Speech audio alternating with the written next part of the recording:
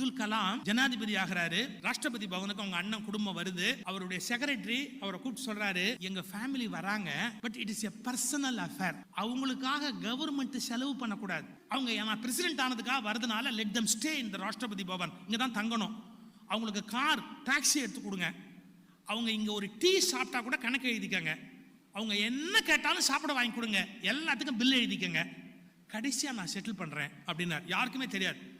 அவங்க அண்ணன் ஃபேமிலி. அப்ப செக்ரட்டரி சொல்றார், சாரி மிஸ்டர் பிரசிடென்ட், உங்க ஃபேமிலிக்கு எலிஜிபிலிட்டி உண்டு, கவர்மெண்ட்ல இருந்து ஸ்பெண்ட் பண்றதுக்கு எலிஜிபிலிட்டி உண்டு. அவங்க they can use government car, they can use this Rashtrapati Pawan, they can eat here. யாரும் ஒன்றும் கொஸ்டின் பண்ண மாட்டாங்க. that is different man, but I don't like it. என்னோட ஃபேமிலிக்கு என்ன செலவாகுதோ எழுதி வை. அந்த செக்ரட்டரி தள்ள அடிச்சுக்கிட்டார், இப்படி ஒரு பிரசிடென்ட். என்டையர் ஃபேமிலி 8 நாள் தங்கி இருந்தாங்க. அவங்க டாக்ஸி எடுத்தது, போனது, ஷாப்பிங் பண்ணது, அது இதுன்னு 3,67,000 ரூபாய் டோட்டலா கொண்டாந்து கணக்கு கொடுத்தார்.